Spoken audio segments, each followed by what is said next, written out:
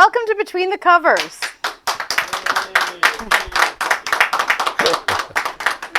Thanks for joining us tonight. I'm Stephanie Larkin, and I'm an author, a publisher, and the head penguin at Red Penguin Books.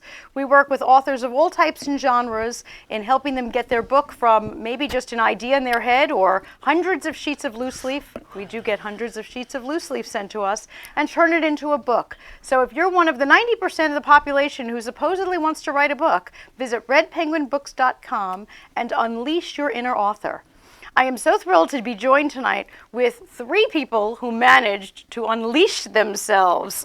Here on the couch, we have Angela Reich and Anthony Raimondi. Thank you for joining us. Thank you. It's a pleasure. Thank you for having us. Pleasure. And then way off in Tennessee, we have Ronald Mullins. I don't know if he'll hear us if we clap for him. So you unleashed. You're here. Was it easy? Was it hard? We got an and we have a researcher. You see, this is the fun. It was fun. It was fun. It wasn't hard. It was a lot of work, but it was fun all the way. I love fun all the way. Yeah. I'm into fun all the way. It was very intriguing and intellectually exciting, and just I felt like it was the culmination of my life that I was able to put into this book. I think that's fabulous. Yeah. Like your whole life led up to. I think so. I really feel that way. And when you got it in your hands for the first time, did you Oh. feel like you were being handed a baby? I was stunned. It's beautiful. I showed my It's husband. beautiful. I hope our viewers saw the cover. And then I walked into a room by myself and sat down and just held it and looked at it. That's fabulous. Yeah, it was fabulous. That's fabulous. Did you feel similarly? Culmination of your life? Well, for you, it's the record of your life. Yeah, it's book one of my life. Yeah, Yeah. definitely. I was just glad that I finally got it out. Yeah. And I put a lot of the nonsense that they wrote throughout the years, that people who wrote all these books about Goodfellas and all them were taking credit for things that they never knew nothing about. And they weren't even involved. That sounds almost like a point of pride, like, I'm going to set the record straight. In a way, yeah. In a way, yeah. Yeah. So I set it straight. So when you got the book in your hand, did you feel like validation? Oh, yeah, definitely. Now, I was glad I got it. I felt validation, like you said, but now it says now people can know the real story, not the Hollywood made-up story or what these guys, they read or they say, oh, yeah, I did this and I did that. No, never happened with any of them. Now, every author I work with, the coming up to the book, the adventure, everything else, and something about they get the book in their hand, and one of the very first words they say is, so I'm working on another book. So, are you working on another book? Yeah, I'm working on part two. I couldn't put everything in book one. Okay. I definitely have part two will be coming out this year. Is it going to be a part 3 also? I mean, how much can we... Part 3 is going to be on my father. Oh. It's going to be about my Very father. nice. Yeah. Oh, okay. So part 2 finishes your story, and part 3 is your dad. Picks up my father's, yes. Yeah, okay. So you see, it's like, I always say writing books, it's like eating potato chips. You can't have just one. One.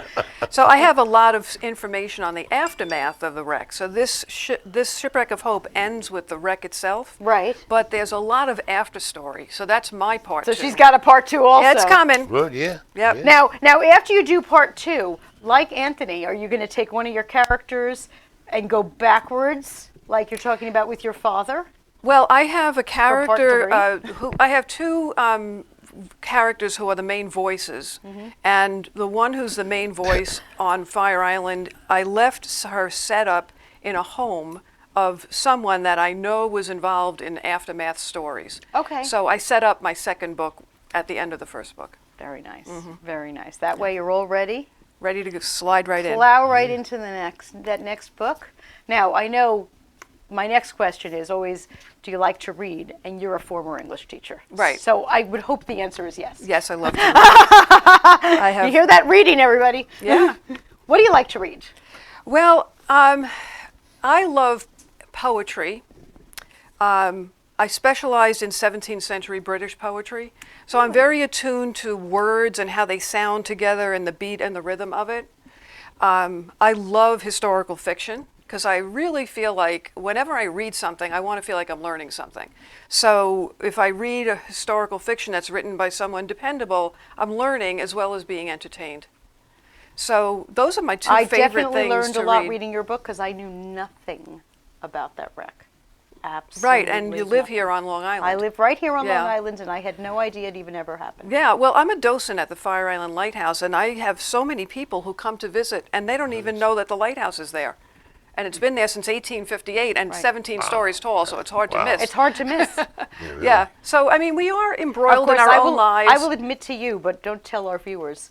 I've lived on Long Island my entire life. I've never been to Fire Island. Well, you are coming. I'm and coming, I am and you're giving gonna give me a tour. A soup to nuts tour I of can't that wait. lighthouse that'll knock your socks off. I cannot And you wait. guys come too. Everybody All right. come to the lighthouse. It's All of our awesome. viewers, you hear Yeah. that? Come on down. Do you like to read at all? Yes. What do you read? I read James Patterson. I like some of the stuff he writes, but I love Stephen King. Oh, Stephen King's been, for me, it's my all-time favorite. really? Yeah. Do you have a favorite book by King? Oh, I got a couple of them. Okay. I got The Stand is one. I used to like oh, geez, the name is escaping me for a second. That's okay. Pet Cemetery. Oh, No. I never read it, but I saw the movie. I still have nightmares. No, Yeah. Pet Cemetery was good. There's nothing to be scared about with that. I'll have to read it. Maybe it'll put my nightmares to bed. Yeah, or read, if you really want to get nightmares, then read It. Really? It, The yeah. book more than the movie, huh? Oh, yeah, the book. Yeah, well, the movie's fine, don't get me wrong, but when you're reading the book, you can actually picture what's going on more than the movie. Yeah. And Oh, well, that'll that's keep you up a little That's bit. why the book is always better. Always better. And that's what Stephen King is really good at. He gets Oh, yeah. into your unconscious and all that crazy, scary stuff that nobody wants to think about. Yeah, well, Yeah. He wrote books years ago under another name to see if they would sell, and they sold. Oh. Because he thought everything was just on his own name that it was selling. No, he's just actually good. I think it was Richard Bachman or something like that. I think the name Oh, I was never that knew he that. used. I didn't know that either. Yeah, Thank a long you. time ago he did that. Well, if you love to read and you've read and loved and maybe even passed around your books to your friends and you're looking for a new home for them, please consider the Book Fairies. The Book Fairies are right here on Long Island, and they collect over 50,000 books every single month. They collect children's books, adult books, books that go to our school districts here that can't afford to have libraries for their students, books that even go to penitentiaries and other places that adults might not be able to have books. Any books that aren't used here on Long Island get sent over to 50 libraries over in Africa. So you can visit the Book Fairies in Freeport, or you can drop off your books here any Wednesday night. We'll pour you a glass of wine and take your books. Thebookfairies.org would love to have your books. We're going to take a short break. We're going to pour some wine, and we'll be right back with our first guest.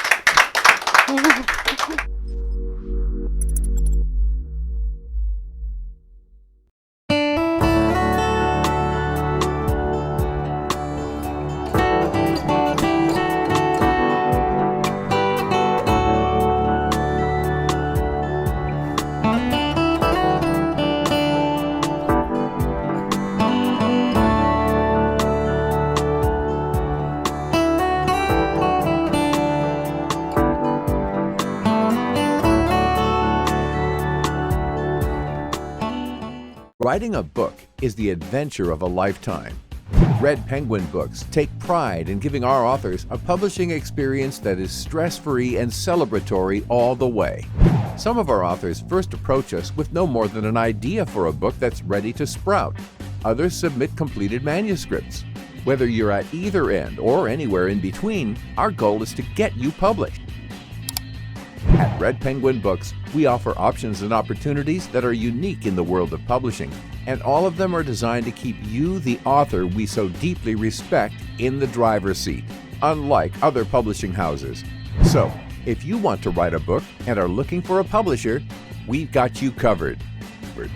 Red Penguin Books deal in publishing services, book development, and ghostwriting for digital, print, and audiobook. Call us at 516-448-4993 or visit our website www.redpenguinbooks.com.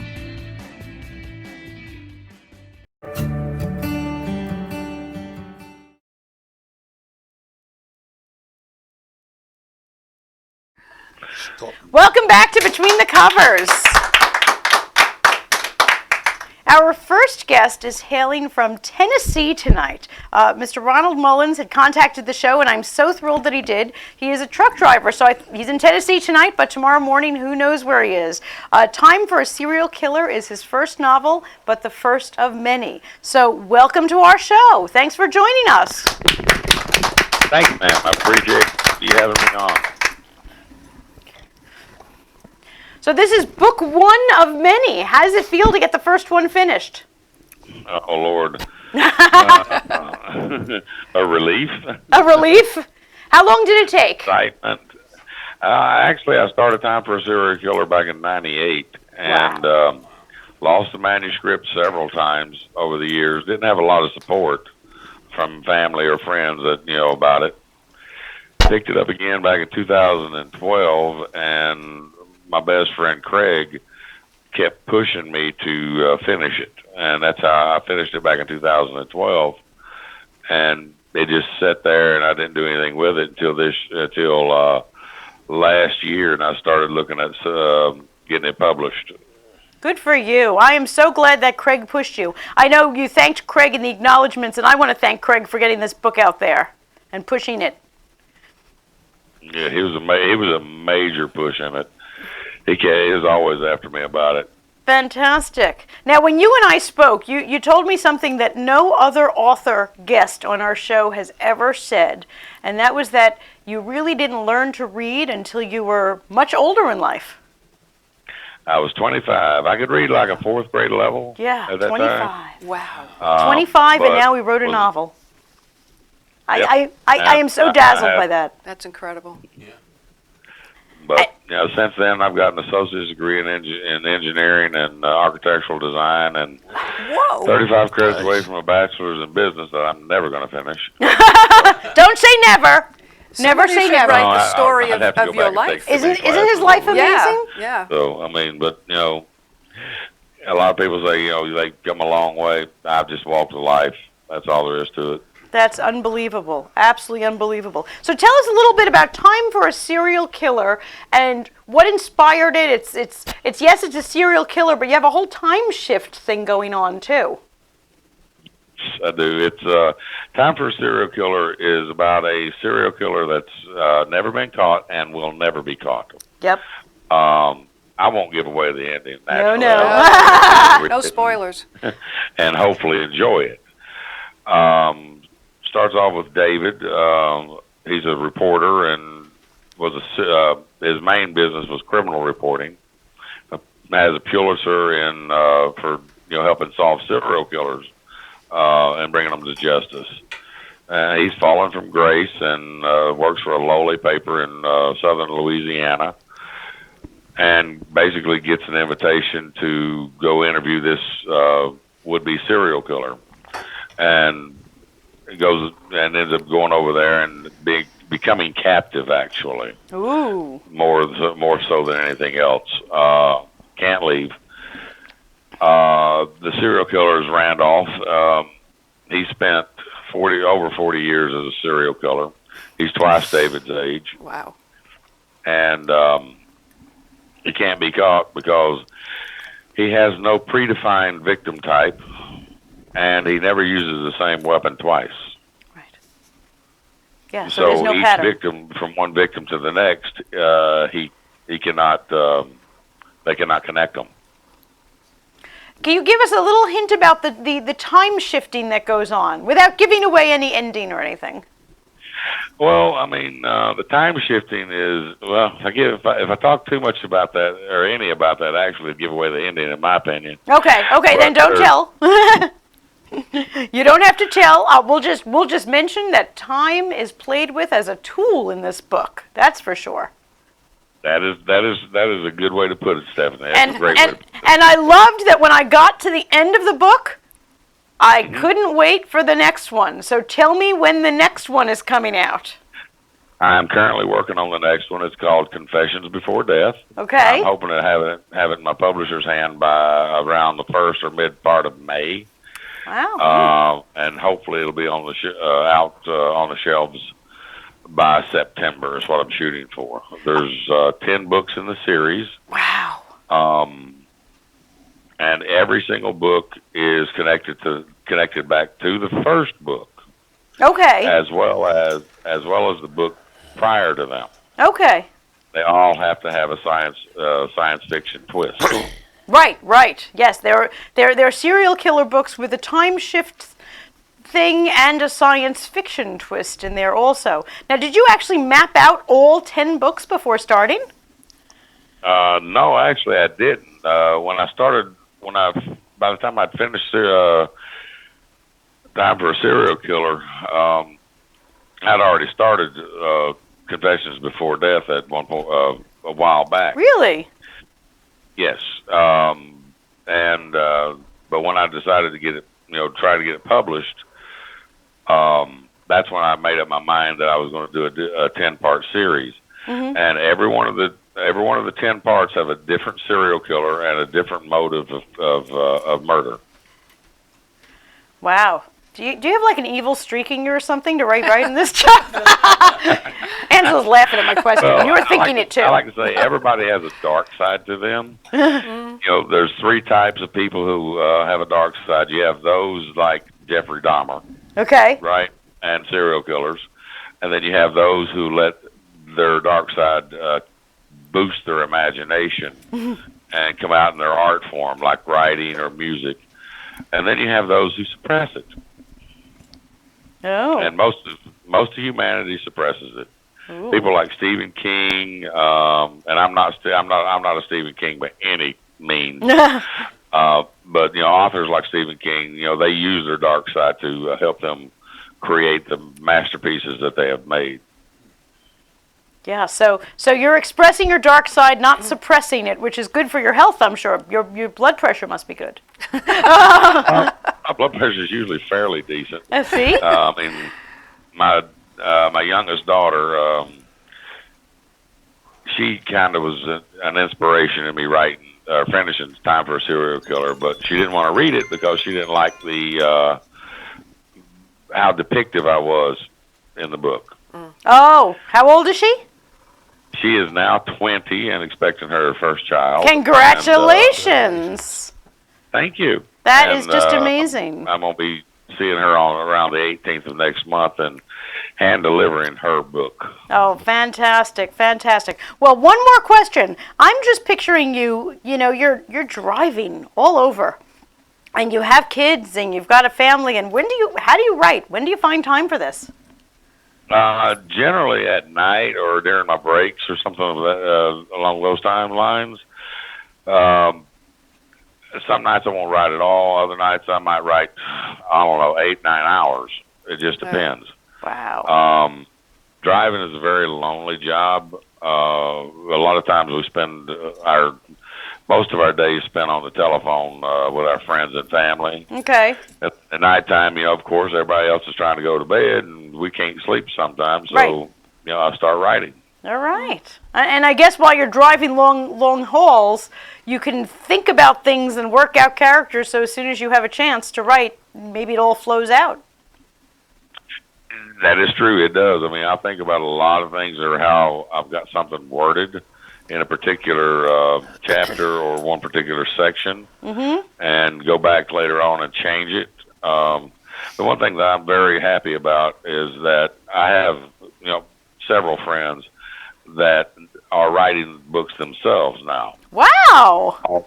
All because they've seen what I've done, and they've got a story they want to tell, and they like, they're going to try and do the same thing I've done. Fantastic. So next time I'm out on the interstate and I see a trucker, not only could it be you, it could be some other aspiring author who was inspired by you. That is absolutely true, because both two of my best friends are both drivers and aspiring authors. Those two are now trying to are writing their books. I think that's fabulous. Ronald, I can't thank you enough for joining us here tonight and talking to us about your book. I'm going to put your book links on our website at betweenthecoverstv.com so that people can find your book. Can you do one big thing for me? When that next book comes out, shoot me an email so we can get you on here talking about your next book. I definitely will, Stephanie. I really appreciate you having me on board. Oh, thrilled to have you on. You've inspired me so much, and I can't wait to see you again with the next book. And have a really great evening, and please drive safely. Thank you, ma'am, and I shall. Thanks, and thanks for joining us, and we'll be in a commercial break, and we'll be right back.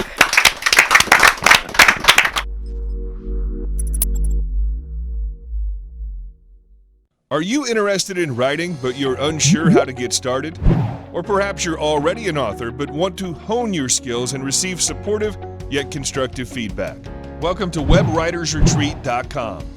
Developed to help once and future authors like you to gain from positive and supportive criticism of your submissions from other writers and our professional staff, push forward through personal timetables and writing exercise sessions, sharpen your skills through group coaching and Q&A sessions with literary experts, receive practical resources such as templates, downloads, links, online courses, and free ebooks. Benefit from book reviews and opportunities to join a beta team to enrich yourself as well as other authors. Save with special discounts for publishing services and online courses, social media, and email marketing, and a whole lot more. Visit webwritersretreat.com and turn your writing dreams into reality. Hey everybody, this is Motorcycle Mike, the personal injury lawyer. In addition to representing injured motorcyclists for over 30 years now, during that same time, I've represented countless car crash victims and construction workers injured on construction sites. If you need my assistance, go to my website, motorcyclemikeesq.com. I will always be there for you.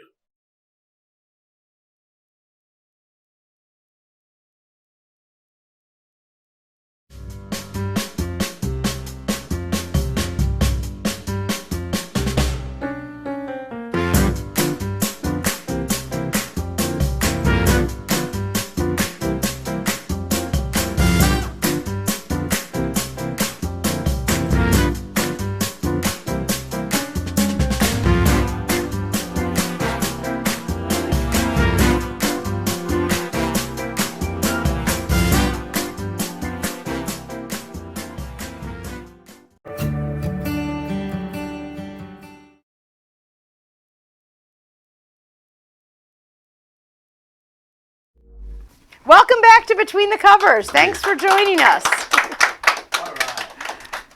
Our next author couldn't be more different than our last author. Angela was an English teacher for many, many years here on Long Island, and also with an incredible love of history, and has immortalized the history of Long Island here in Shipwreck of Hopes. Thank you for joining us. Thank you for having me. Absolutely thrilled. So tell me a little bit about the historical bent and how you got involved in this particular story.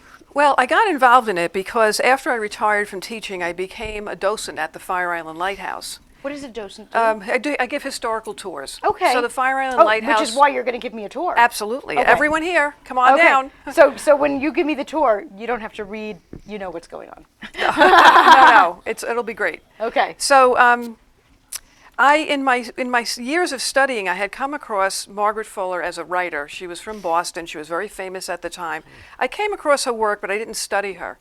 So after I retire, I do historical tours at the lighthouse, and I'm studying the maritime history, and I see so many shipwrecks. But this one shipwreck had Margaret Fuller on it. Wow. And I'm like, I know who she is. Right. I studied, I read her. So she kind of found me through that story, and then I just really researched the story of the wreck itself, of Margaret Fuller, who has an incredible life story to tell. And she was coming from Italy, having been involved in the Italian Revolution of 1848. So now I'm reading about the Italian Revolution of 1848. Right. And it's just the research and this interest on all of these levels just grew and grew and grew. So I knew I had to write the novel, and I wanted to fictionalize it so I can get inside these characters and make them alive and make people care about them. So a fiction is a much better way to do that than writing a history. Right, absolutely. Yeah. And it's wonderful to learn something. I mean, before I read the book, I had no idea about that shipwreck, about Margaret Fuller, about anything. And now I feel like I would have never read a history book, but I read your book. Right, that's the beauty of historical fiction, because you're not going to pick up a history book, but you'll pick up a fiction. And you'll fall in love with the characters, and you'll identify with their pain and their progress. Hannah. Absolutely. Oh my so gosh. every character in the story was an actual person. And I try to align their personalities with what I found out about them so that they're actual in terms of who they were and what they did and the type of personalities that they had. That's a lot of research. It was great, though. It was so exciting and so interesting. And I have my family here. My poor family had to listen to all my stories for years and years and years, telling them all this stuff. And they're so like, patient. thank God it's in a book. She I can know, stop but talking listen, about and it. they're here to support me. And So now still, I love you guys. And they're Thank you. sitting there thinking, oh God, she When said is she there's ever gonna another stop? book. Their eyes are glazing over. I It's a know. fabulous book. Oh my gosh. All of that research, how long did that take you? Well, it took me 5 years from the discovery of the wreck to the actual last page in the story. Okay. And Yeah. you mentioned there's another book. Do we have to wait 5 years before I get you back I'm on the getting couch? pushed a lot by people around here to get on it more quickly, but there's another whole historical bent to it. Okay. But I do pick up with the characters from this story. There's a lot of after story to this wreck because Margaret Fuller was so famous. At the time, she was internationally known. So there were so many shipwrecks on Long Island at the time, but this one got all the press because somebody famous was on it. Right. So it's just like now, if something happened to you or me, nobody would Nobody care. cares. But if you're famous, everybody's tweeting and twittering and everything all about it. And, So, and I didn't even realize that there were that many shipwrecks off Long Island. so I guess it makes sense. thousands, because the South Shore of Long Island leads into New York Harbor. And in the early 1800s, it was New York Harbor that was the growth of this country. Out of all of the harbors in this country, Boston, Philadelphia, there was New York, there was New Orleans, 60% of the trade came from New York alone. Right. And, you know, at that time, this country was trying to grow, and it was a new country with no infrastructure. Right. So if you're going to grow a country, you need two things. You need people and you need money. So cargo ships, and immigrant ship. So it was the most important harbor in this country, and our Long Island shores was the way in. There are thousands of wrecks along the Long Island shores. I can't Thousands tell of you stories how to much tell. smarter I feel just listening to you. That's thank you. amazing. And I'm having so much fun doing it. Well, that's the thing. You're a born teacher. So Yeah. writing the book means that now do you give talks about the book besides I being a do, docent? actually. And, you know, being that you mentioned teaching, I really feel like I'm still teaching by doing this writing. And that's an important thing for me, you know, and I feel as if Well, I felt like I was learning. I felt like I Yeah. was right there in your classroom learning about it. good, but it was enjoyable too, right? It was enjoyable. Okay. It was it wasn't like the teacher saying, "Don't forget No, these no. dates, 1848, 1848, No, no, 1848." no. No, instead I was reading it saying, "What happened to Hannah? What Yeah. happened to Hannah? What I happened really to this made- one? I hope they get together." You know, it was just not giving anything away. That's great. But I tried, there's a I lot wanted of to tension, know what there's happened. a lot of suspense in the novel. Exactly. Yeah. I wanted to know what happened to everybody. Yeah. So it's a really wonderful opportunity for me to continue teaching. And you did mention the historical talk. So the novel's finished, and now I have boxes and boxes of files of information. And I said, well, why am I going to leave them sitting there? So I go to historical societies and libraries. I made up a PowerPoint presentation, and I do the history of Long Island that serves the plot of the novel, but it's the maritime history, the building of the lighthouses.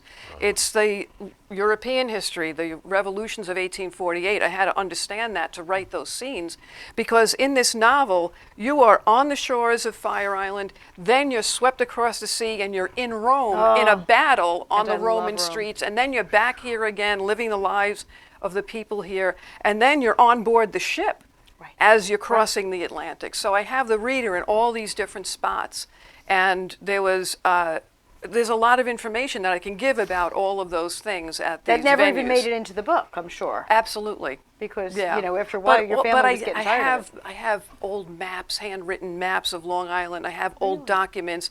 I have handwritten documents by Henry David Thoreau, who was Margaret Fuller's friend, who came to Fire Island to investigate the wreck. And I show all of that in the PowerPoint presentation. So the audiences really like it a lot, and it really is a lot of fun. Next book, if you want to stick in some maps, I'm a map girl. So. Oh, okay. I'll be sure to do that. You have one in the back. You have Yeah. one little Fire Island map. I'll but do I'm- better next time, I promise. I'm a map lover, an absolute map lover. Can you tell me a little bit about this cover? Isn't it fabulous? It is a fabulous I'm cover. so fortunate because I hired a company who is in like Atlanta. Okay. Called can't think of the name. That's okay. Anyway, but they're fabulous. They're whoever they are. fabulous, and they took my Word document and transformed it into the computer document that you need in order to send it to Amazon, etc. And they also had a cover design. Okay. So the cover design is really a template. Oh, so it's pretty simple. But it's beautiful. That shipwreck is gorgeous. They had a contract with a company online that has zillions of pictures, and they said, find a picture. And you found this one. And it took a long time, but I was able to find this picture. But that's not, the picture is fabulous. But they did the cover design, the color, the type of lettering, the fact that it's, everything about it. They put it together so beautifully. It is. He sent it out to me, and I looked at it, and I said, that's it. There was no tweaking. There was no need to ever decide that it was anything else. Did you purposely dress to match it because you've got the blue? Well, I purposely dressed because I knew you had a red couch. I wanted to stand out. Well, so thank you. I went blue and floral. I thought you did like it so at the end when we all take still photos and you're going to hold the book like this. Yeah, actually, that's this way it matches very well. It does. It's a whole blue thing going on there, Right. And when we get to Anthony's got so black English and black. teachers love themes. Like we're all about the theme. I get that. No, it's about the visuals. Yes, absolutely. That's very, very important. Yes. So I won't even ask you about a time frame for the next book. It's coming. I'm working on it. I'm researching it now. This next story it hooks up with the after story from the Elizabeth. But this one family has its own incredible story that it'll blend into. So there may be one more, or there may be two more, because that family story is tremendous. I'm going to hope for two more. Yes, I'll be very busy. Do you sometimes feel like you've done so much research that these characters are actually living in your head? Oh, absolutely.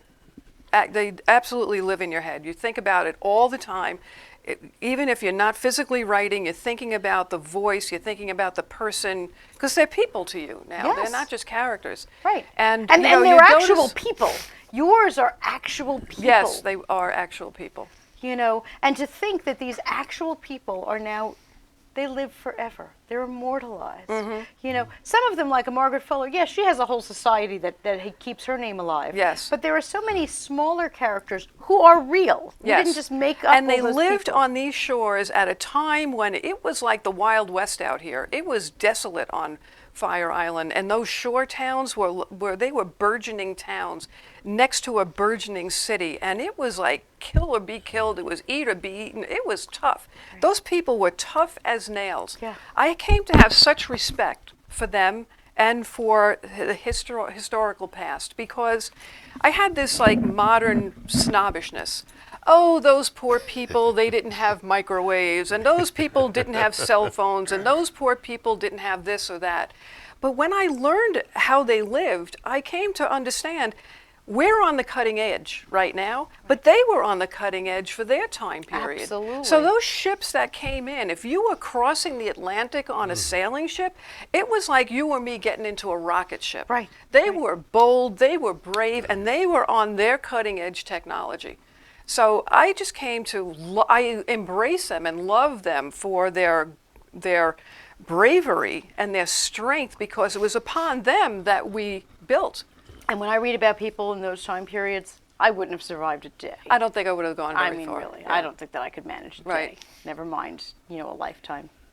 Unbelievable. Unbelievable. On horseback, in carriages, going everywhere. No And indoor they just plumbing. went. Exactly. My goodness, if our Wi-Fi goes down for 5 minutes, we don't know what to do with ourselves. I know, it's So true. no indoor plumbing kills it. Well, we're going to take a short break. I'm going to ask for an autograph for my copy. Oh, I would love if to. you don't Thank mind. you so I much. would really be Yes, privileged. it'd be my pleasure. We'll take a short break, drink some more wine. We'll be right back. Okay, thank you.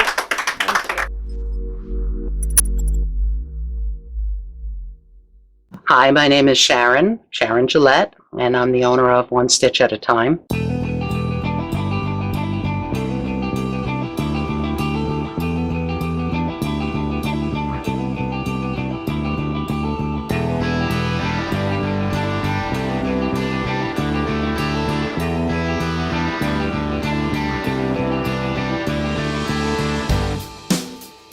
I've been doing this since I'm 9 years old, but it became full-time when my husband was diagnosed with cancer several years ago. And I never went back to work because I wanted to take care of him.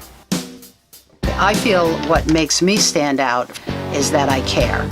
I take a personal interest in your project, I take the time to find your correct fit and treat you like a friend, not just a customer. So whether it's embroidery, making patches, printing shirts, doing alterations and repairs, or bringing your ideas to life, you can call me at 631-428-1245 or visit my website at www.onestitchatatime.co.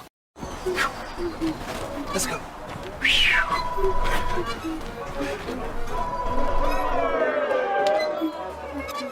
Come on. No, I've plans with her.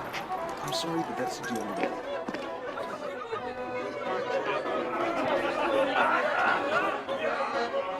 A little bit closer, a little bit to the left. You guys leave your beer, please. Okay, there we go. 3, 2, Daddy, 1. Daddy! Daddy. Where's Mommy?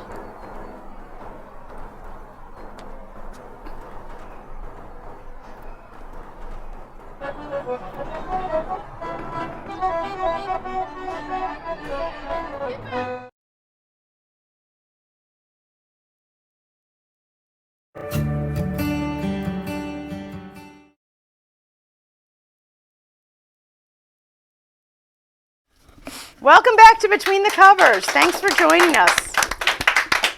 Our next guest, who also color coordinated his clothing to his book cover.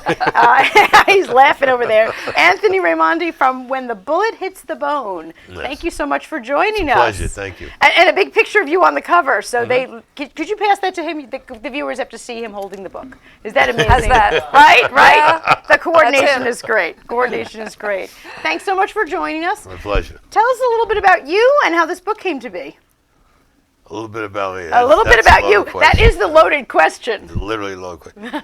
Well, a little bit about me, that my family, I've come from a lot of, my family had a lot of notoriety. Lucky Luciano was my uncle. Frank Costello was my grandfather's cousin. Neil Della Croce is his other cousin. We had Carmine Galenti was my other grandfather's cousin. Danny Salenti. So I had a very... Your family reunions are much more volatile than mine. Oh, you're all gone now, but but back then they didn't have no problems with that. They didn't have any problems with that. And excuse me. Basically, really, I mean, if I'm going to speak bluntly, I mean, just by seeing my uncles and their friends, like Carlo Gambino was at the house almost every day. Right. Maya Lansky was like a father to me. I have Maya Lansky in the book. Vito Genovese, they all came to the house. Right. And I was always amazed when I was a kid. I always see them with the big diamond rings. I mean, their pockets were sticking out like this with cash, the cars. So my grandfather, he asked me, my Uncle Lucky and my grandfather asked me, he says, what do you want to be? I don't know, as a kid. I said, I want to be a gangster. My Uncle Lucky looked at me and my grandfather, and he says, where'd you get that from? I said, I got it from TV. I said, but I see all you guys. He says, let me explain something to you.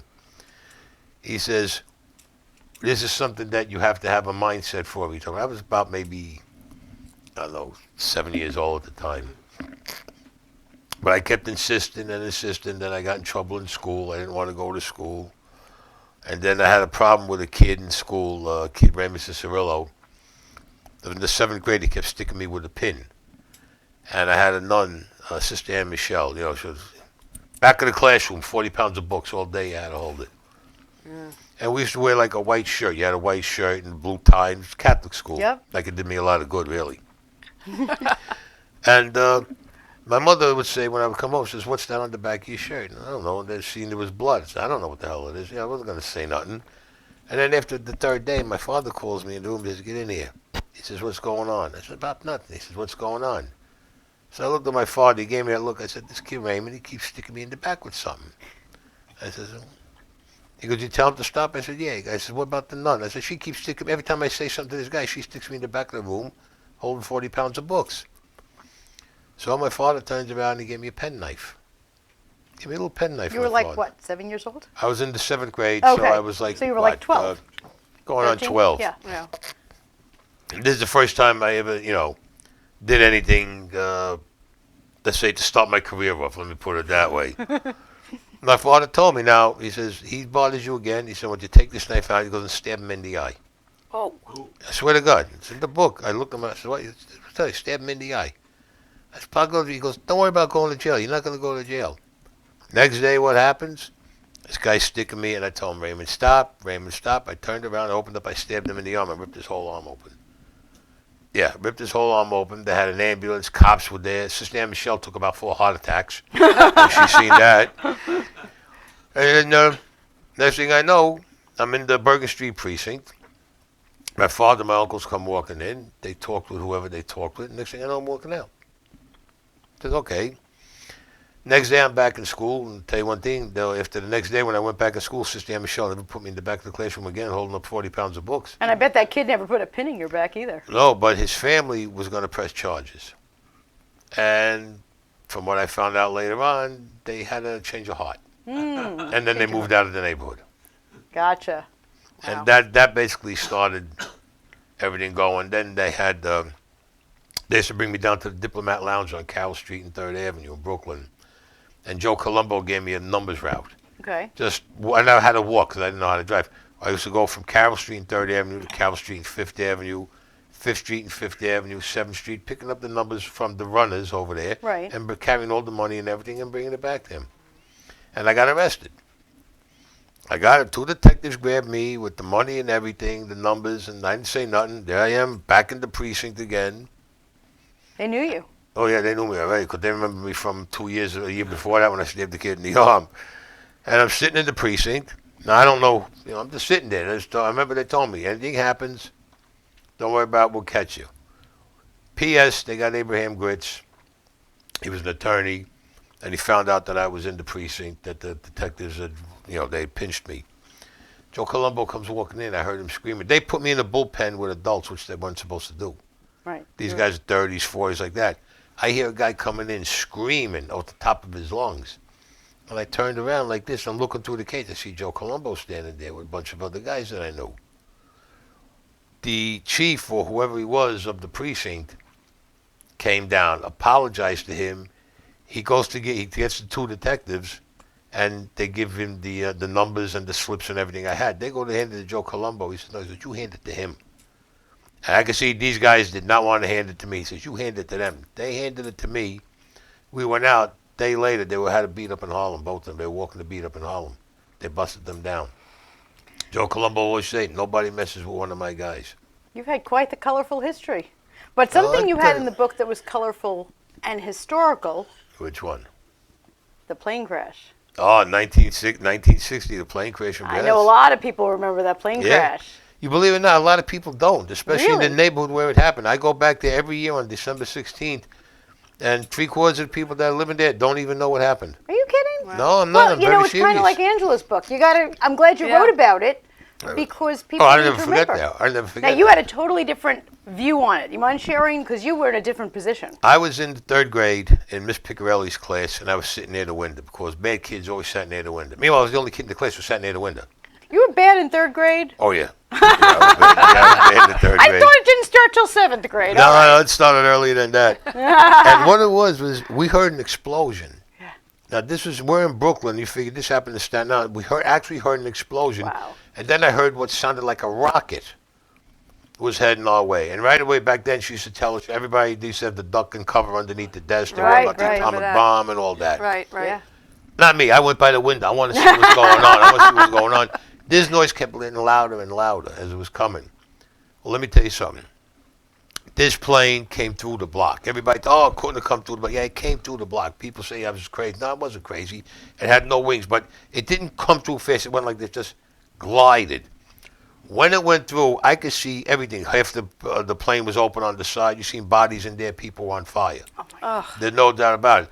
And then part of the wing that was left hit the windows, and I got all glass all in my head, all my face, but I didn't get anything in my eye. Doctor said it's a miracle. And I said it then, I say it now, and I'll say it a million years from now. I saw Death standing on that plane, and I don't give a damn what anybody tells me. I know what I saw. Right. I know what I saw. And it wasn't like what you see, the skeleton and this. It was like a monk's robe, but the skin was pulled tight on his face. And the way the plane came through like that, and I'm looking, and I swear to God, he went like this to me. Oh. Everybody says I'm crazy. My mother and father took me to a psychiatrist for 3 years after that. Psychiatrist says one of 2 things. Either I worked myself up into such a frenzy that I believe I saw this, or he says, He really saw what he saw. Wow. Wow. And I seen him again when they were putting me in the ambulance. They put me, and there was a kid that lived for 1 day. 1 day. This kid was so badly The only burned. survivor, right? Just The one only day. survivor. You couldn't tell if he was white, black, or whatever. He was completely burnt across his whole body. They put me and him in the ambulance, and I saw it walking down the block, and same thing, just looked at me and went like this, and just kept on walking and faded away. Wow. Wow. I tell this, everybody said, no. I said, I can still see it in my mind as vivid as I did back then. Wow. Yeah, But and that's something that so many people were involved in that crash. Oh, forget about it. I mean, there was a guy, he was selling Christmas trees on 7th Avenue when part of the plane hit over there, and they never found his body. They never found him. Matter of fact, they interviewed me on the 50th anniversary, Channel 5, Oh, really? Channel 11, because they were interviewing people the year before. And one genius says, I opened up the door to my house, and there was the jet, and it exploded. Well, if that happened, you wouldn't be here. Because it took out something like 14 brownstones. Wow. Right. Not mentioning the Pillar of Fire Church, the funeral parlors, I mean everything. But what happened, it didn't blow up. It didn't crash and blow up. No, when the plane came down, you heard a bang. Like when it hit the ground, maybe about 10 seconds after that, you heard the explosion. Oh, okay. That was when the fuel went on, when the fuel blew. And then when we were outside, there was snow on the ground. You see the fuel was running down the street on fire, melting the snow. Oh, God. When that happened over there. And that was December 16th, What a mess. 1960. And I'll never forget that day. Wow. Never forget seeing that. Now, in your book, you go through a lot of things that are notorious cases. One being the Lufthansa heist. Yeah? And that was yours, from what I read in different reviews and such, a very different view than what has been spoken about. Yeah, because everybody's making up stories. Really? They're all making up stories about it. But I'm going to tell you one thing, just if I can. My book, since it's been out now, nobody's ever challenged it. Nobody's ever said anything wrong about it. Nobody even said that it was a lie. Nobody even confronted me about that book. Did about you anything I expect wrote. when you wrote it that people would challenge you? I figured some idiot would. Yeah. Yeah, I figured somebody would. And I always said, put him next to me. I'll have him stuttering before the show was over. Nobody ever challenged me on anything that I wrote Really? in that book. Nope, they didn't do nothing. Nothing. The only thing the only thing with the Vatican says what was it? No comment. No comment. Right. No comment. When it was about with Pope John Paul I, Right. with his assassination. The Vatican said no comment, and they said we don't want to talk about it. Yeah. Yeah. So what does that tell you?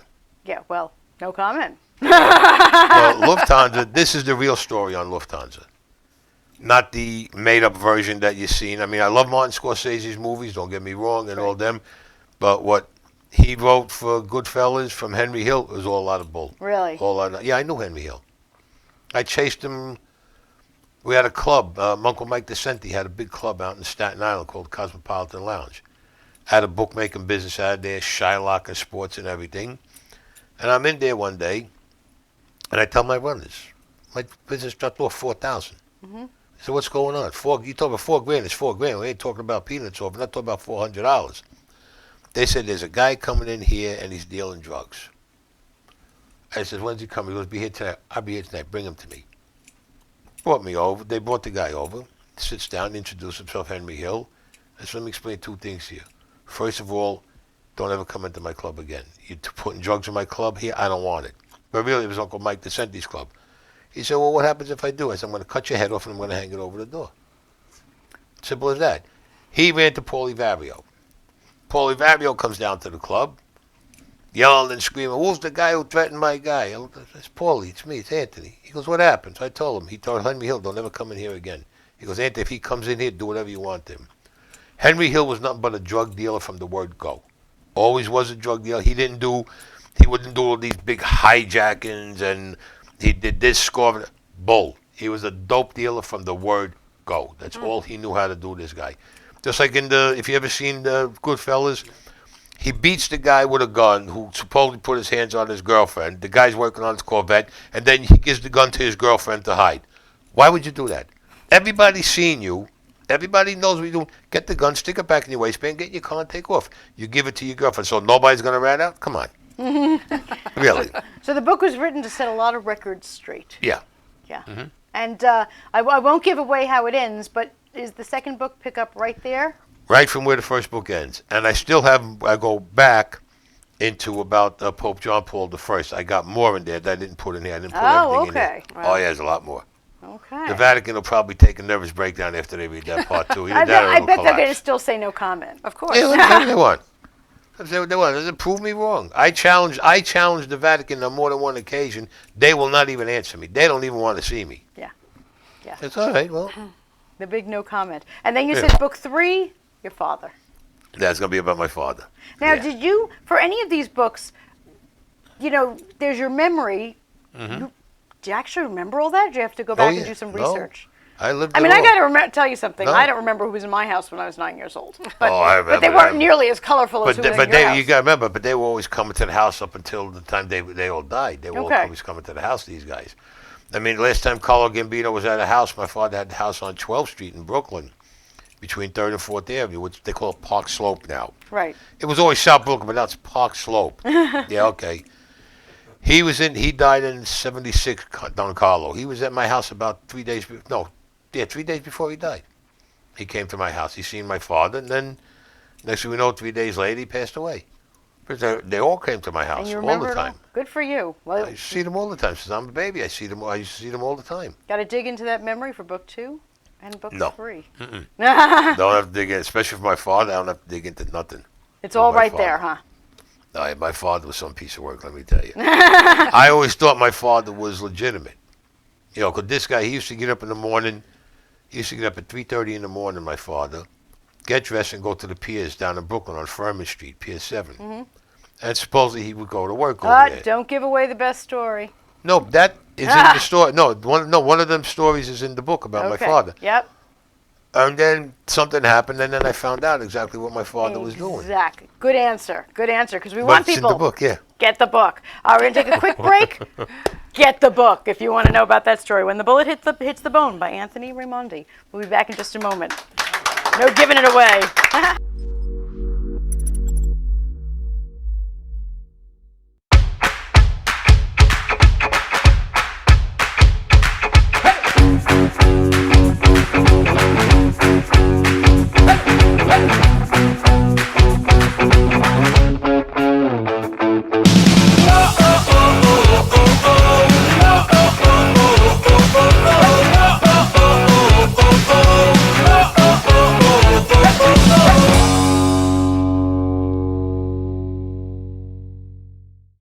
Do you have a book, either in your head or on your desk, just waiting to get out to anxious readers?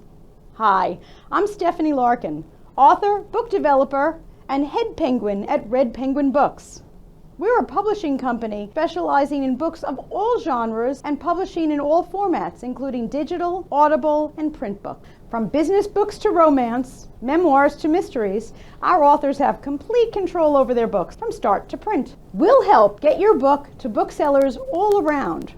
Major booksellers such as Amazon, Apple, Kobo, Walmart, even libraries and bookstores around the world.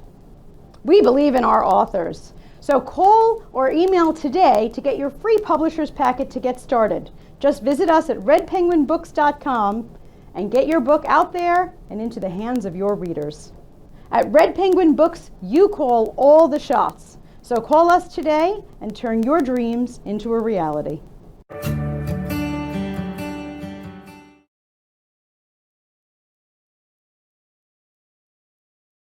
On Facebook now.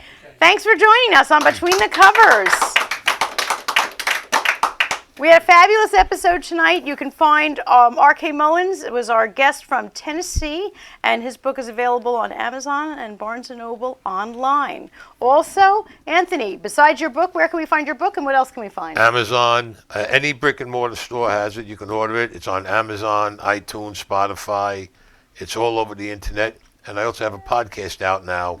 That's called The Enforcer. It's 10 chapters. All right. 10 episodes called The Enforcer. The Enforcer, and the podcast is available where we get podcasts. iTunes, Spotify, iTunes, Amazon, any of the places on. I'm like a podcast junkie, so I'm going to be right there. Yeah, no, it's on there. That. It's 10 episodes. Fantastic. And Angela, where can we find you? Come to my website, angelareich.com, or visit me and is it Reich? I always say Reich. It's okay. I'm sorry. Like me on Instagram, Angela Reich Official, and I am on Amazon and on Barnes & Noble, You have some events coming up, I too. have an event a week from today at Elmont Library where I'm doing the historical background to Shipwreck of Hopes. And I have one at the Babylon Library on the 22nd. So please look me up and come on down. Come to the Lighthouse. Come to the Lighthouse. I'm coming to the Lighthouse. Come to the Lighthouse. I am You'll love absolutely it. It's awesome. coming to the Lighthouse. Please check out our authors. Their books are fabulous. You will not be sorry. And for any of this information, if you forgot everything they just said, BetweenTheCoversTV.com. You can find old episodes, you can find links to our authors and to all of their books. And happy reading and happy writing. Thanks for joining us.